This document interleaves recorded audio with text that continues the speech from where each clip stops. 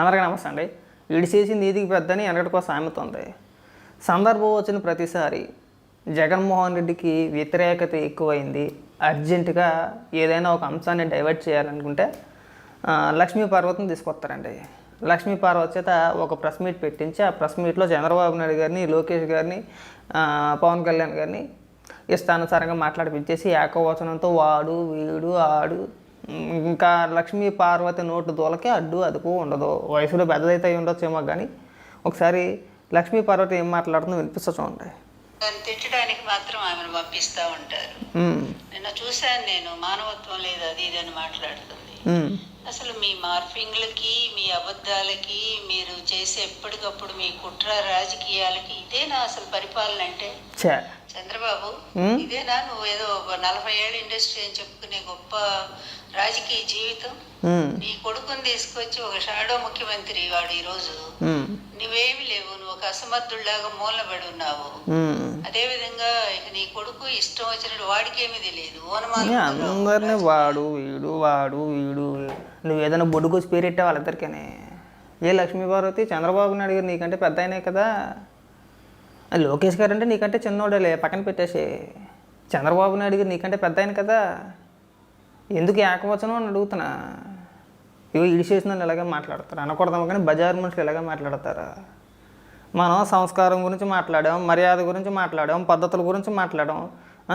ఇన్ని సంసారి మాటలు మనం మాట్లాడాం కదా, ఇన్ని సంసారి మాటలు మనం మాట్లాడినప్పుడు మన సంస్కారవంతమైన భాష అక్కడ మాట్లాడాలి.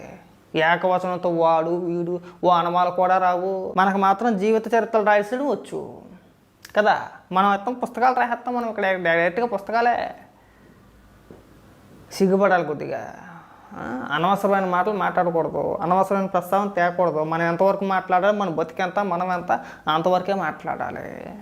డైవర్ట్ చేయాలి అర్జెంటుగా. ఇప్పుడు ఆ వైసీపీ కార్యకర్త సింగ ఎవరైతే చనిపోయారో జగన్మోహన్ రెడ్డి కార్ యాక్సిడెంట్లో, ఆ టాపిక్ని డైవర్ట్ చేయాలంటే నారా లోకేష్ గారిని కానీ చంద్రబాబు నాయుడు గారిని కానీ అర్జెంటుగా వచ్చి ఎవరెవరు తిట్టాలి.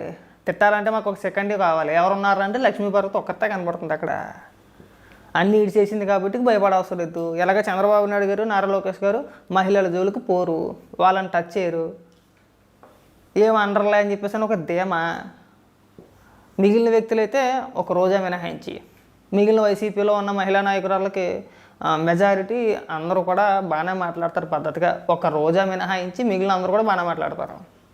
ఆ తర్వాత రోతగా మాట్లాడే వ్యక్తులు ఎవరైనా ఉన్నారనుకుంటే కనుక లక్ష్మీ పార్వతి ఒక్కరితే మాట్లాడుతుంది. అబ్బే ఎంతనా మాట్లాడిపోతుంది, ఎంతకన్నా తెగించేస్తుంది అవసరం అయితే.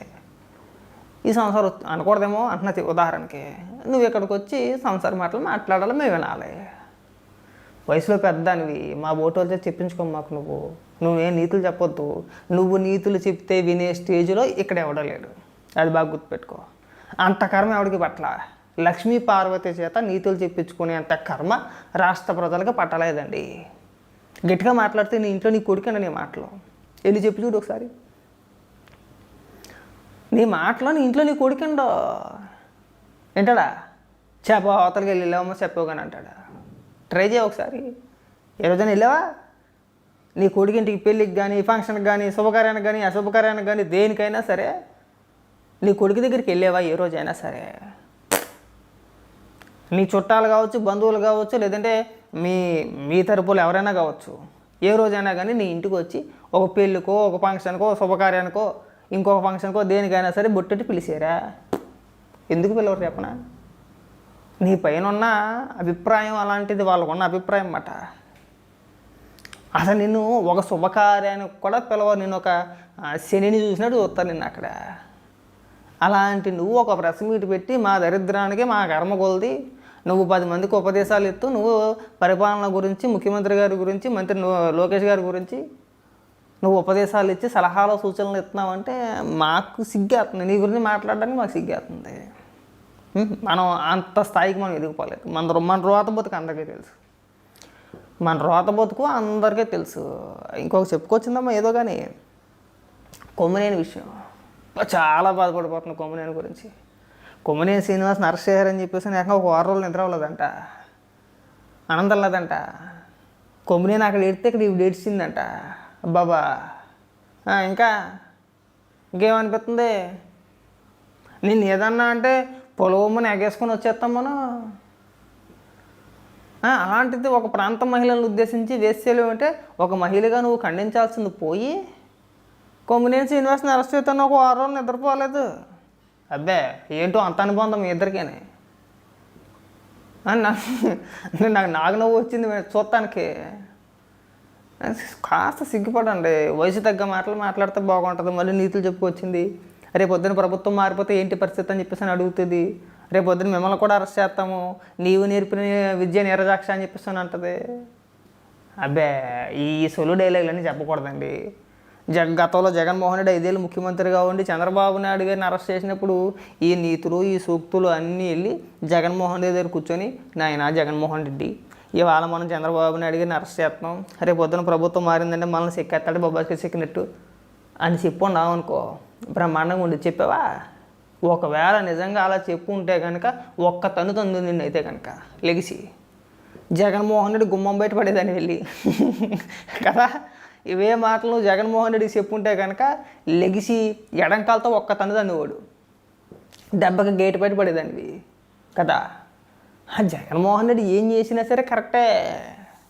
ఆ రోజు గుర్తుకు లేదా మనకి ఎలకాలం ప్రభుత్వం అందే ఉండదో, రేపొద్దున ప్రభుత్వం మారితే చెక్కుతారని చెప్పేసి మనకు తెలీదు. ఆ రోజున కళ్ళు మూసుకుని 151 వచ్చేసింది మనకు.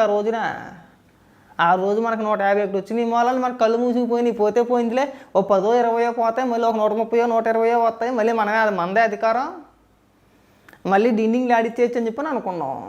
ఏమైంది సినిమా కాలిపోయింది. 11 వచ్చినాయి మనకి. 11 వచ్చిన తర్వాత అయినా సరే భూమి మీద ఎక్కడ నిలబడ్డారా లేదా? ముఖ్యంగా నువ్వు మీకు 151 వచ్చినప్పుడు నువ్వు ఏ రోజైనా ప్రెస్ మీట్ పెట్టి ఒక మహిళగా నువ్వు మాట్లాడేవా? లేదుగా. వాడేదవా ఈడేదవా, ఆడేదవా ఈడేదవా, ఆడది ఈడేది, నువ్వేది పెద్ద ఇదిలాగా చెప్పుకుంటా పోతే నీ చరిత్ర చెప్పుకుంటా పోతే చిచి యాక్ అనిపిస్తుంది మాకు. నువ్వు కూడా బూతులు తిట్టావు నారా లోకేష్ గారిని ఉద్దేశించి, ముఖ్యంగా నారా లోకేష్ గారిని ఉద్దేశించి ఎన్ని మాటలు మాట్లాడావు అన్ని మాటలు మాట్లాడు. కానీ ఏ రోజు కూడా నీ పేరు కానీ నీ ప్రస్తావన కానీ ఎక్కడా తీసుకురాలి. చిచి అదొక పురుగు అంతే, అలా వదిలేసండి అన్నారంతే. నేను కనీసం దేకను కూడా దేకరు, పట్టించుకొని కూడా పట్టించుకోరు. అసలు లక్ష్మీ పార్వతి అనే ఆలోచనల మధ్యలో కూడా ఉండదు. నువ్వు ఏదో కుక్కలా కూర్చొని మొరగడం కానీ లక్ష్మీ పార్వతి నువ్వు అడిగితే వాళ్ళకి సమాధానం చెప్తారా? నేను పురుగుని చూసినట్టు చూస్తారా? అలా నీకు ఎంత విలువిస్తారో తెలుసు, మా అందరికీ కూడా తెలుసు. మేమే కాదు, నీకు వైసీపీలో కూడా ఎంత విలువిస్తారని నువ్వు తెలుసుకోవాలి. ఏ రోజైనా సరే మీ మహిళా నాయకురాలు రోజాని పక్కన పెట్టేస్తే, రోజాని మినహాయించి మిగిలిన నాయకురాలు మంత్రిగా చేశారు కదా, తానేటి వనిత గారు కావచ్చు, సుచరిత గారు కావచ్చు, లేకపోతే విడుదల రజనీ గారు కావచ్చు, XYZ ఇంకా చాలామంది ఉన్నారు మహిళా నాయకురాలు అందరూ కూడా. ఏ రోజన్నా వచ్చి నీతో ఒక ఫోటో దిగారా? నువ్వు ఎప్పుడైనా సరే కూర్చున్నప్పుడు అక్కడెక్కడన్నా సరే మీ క్యాంప్ ఆఫీసులో కావచ్చు, లేదంటే జగన్మోహన్ రెడ్డి కొంపలో కావచ్చు, ఇంకో దిక్కుని కావచ్చు లేదే. మనం ఎదురు పడితేనే బాబో ఇది వచ్చింది ఏంటారా బాబు పొద్దున్నే అనుకునే ముఖం అంతే. లక్ష్మీ పార్వతి అది గుర్తుపెట్టుకో బాగా. సమాజంలో ఎందుకు బతుకుతున్నామో అర్థం లేకుండా బతుకుతున్నారంటే దానికి అది నిన్ను జీవితే సరిపోద్ది. అలా ఎవరైనా ఉన్నారంటే నిన్ను జీవితే సరిపోద్ది. నువ్వు వచ్చి ఉపన్యాసాలు ఇవ్వద్దు దయచేసి, నువ్వేం బెదిరించేద్దు ఎవరిని కూడా. అని తెలుసు మాకు. ఇవాళ జగన్మోహన్ రెడ్డిని ఏమి చేయకూడదు, మా మీద కేసులు పెట్టకూడదు అంత సినిమా లేదు, మమ్మల్ని ఏం వదిలేదు. గుర్తుపెట్టుకో బాగా.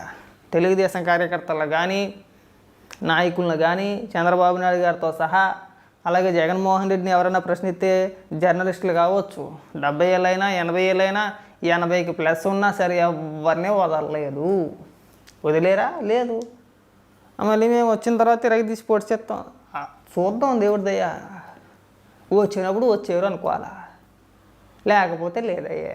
ఏలోపు మీకు కళ మేము అసలు 30 ఏళ్ల పాటు ఓడిపోమన్నారు మేము ముందైతే కనుక కదా అనలేదా? ఒక 30 ఏళ్ల పాటు మేమే అధికారంలో ఉంటాము, ఇక మాకు తిరిగిలేదు. ఇంక నిత్యం ఇంక అదేదో చెప్పుకోవచ్చా సామెత, డైలాగ్ గుర్తు రావట్లేదు నాకు. ఇంకా నేను దిగ్గొట్టేసుకుంటాను కుర్చీ, ఆ సీఎం పదవి ఆ కుర్చీకి సీటుకి 2 మేకలు లెగాయించేసుకుంటాను. ఇంకా ఆ సీట్లోంచి నేను దిగను, ఇందులోనే కూర్చుంటానని చెప్పేసి జగన్మోహన్ రెడ్డి మాట్లాడాడు. ఏమైంది? ఈడిస్తే 151 నుంచి 11కి వచ్చేసాం మనం. వచ్చేసాం కదా, 11కి వచ్చేసాం కదా. ఎందుకు మాట్లాడితే అన్ని సంక్షేమ పథకాలు ఇచ్చేసాం, ఇన్ని సంక్షేమ పథకాలు ఇచ్చేసాం, మా పరిపాలన అద్భుతం, అమోఘం. అమోఘం అయితే 11 ఎందుకు వస్తాయండి మనకి 11 రావు కదా. కనీసం ఒక 50 అయినా వచ్చిండేది. మనకు 11 వచ్చినాయంటే అర్థం ఏంటి? మన పరిపాలన పరమ దరిద్రంగా, పరమ వరస్ట్గా ఉందని దానికి అర్థం. అది మనం ఇప్పటికైనా అర్థం చేసుకోవాలి. మనకు 11 వచ్చినాయి అంటే కేవలం ఎందుకు? మనం కేవలం అభివృద్ధిని పక్కన పెట్టేసి సంక్షేమ పథకాల పేరుతో అప్పాబాయ కోరులు చెప్పుకుంటా కాలం అలబుచ్చేసామని అర్థం. ఎవడు యాక్సెప్ట్ చేయలేదుగా. ఆ రోజులు పోయినాయి, సంక్షేమ పథకాలకు ఆశపడే రోజులు పోయినాయి. మన ప్రజల్ని ఇంకా బీహారు లేదంటే ఆ వెస్ట్ బెంగాల్, సిలిగుడి కానీ, అస్సాం కానీ, జార్ఖండ్ కానీ వాళ్ళతో పోల్చి మనల్ని చూస్తే ఎట్టా?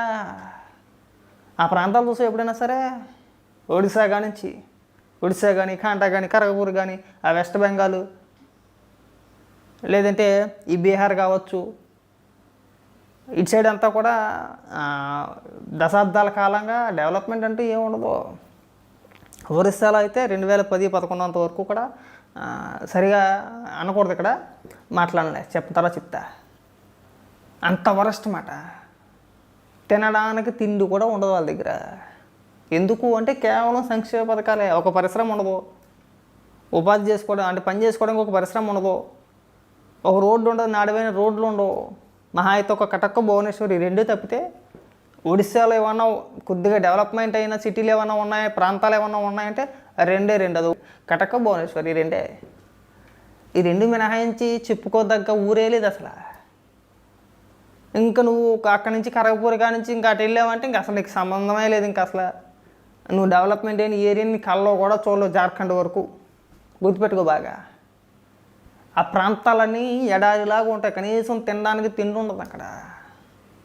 ఇలాగే చేశారు సంక్షేమ పథకాలు పనిచేసి వాళ్ళు చివరికి ఏ స్థాయికి వచ్చేసారంటే పక్క రాష్ట్రాలకు వెళ్ళిపోయే స్టేజ్కి వచ్చేసారు. వాళ్ళు చూడు, మనకి హైదరాబాద్లో కావచ్చు లేదంటే మన రాష్ట్రంలో కావచ్చు ఎక్కువగా రోజువారు కూలీలు, ఉదాహరణకి తాపి పని కావచ్చు, పెద్ద కన్స్ట్రక్షన్లో డైలీ లేబర్ ఉంటారు వాళ్ళు కావచ్చు, క్వారీలో పనిచేసే వాళ్ళు కావచ్చు, లేదంటే ఎక్కడైనా వాచ్మెన్లు కావచ్చు, ఎవరైనా సరే ఎక్కువగా బీహార్ వాళ్ళు, ఒరిస్సా వాళ్ళు, ఈ వెస్ట్ బెంగాల్, ఈ జార్ఖండ్ నుంచి వచ్చిన వాళ్ళు, అస్సాం నుంచి వచ్చిన వాళ్ళు వీళ్ళే ఎక్కువ ఉంటారు. కుటుంబాలు అక్కడి నుంచి తరలివచ్చేస్తాయి ఇక్కడికి. ఎందుకు? అక్కడ ఉపాధి లేక. అక్కడ కూడా ఇలాగే మాట్లాడితే పథకాలు ఇచ్చేసాం కదా. లేకపోతే అన్ని రాష్ట్రాల్లో డెవలప్మెంట్ అయినాయి, కొన్ని రాష్ట్రాలే కొన్ని చోట్లే ఇది దేనికి అంటే కారణాలు ఇవే. ఉచితాలే మెయిన్ కారణం. రాష్ట్రాలు వదిలిపెట్టేసి మన పక్క రాష్ట్రాలు దిగేస్తానికి కారణం ఏంటంటే ఇవే. ఇంక ఈ సొలిగోలు చెప్పమాకు, నీ గురించి ఎంతసేపు మాట్లాడుకున్నా టైం బొక్కే.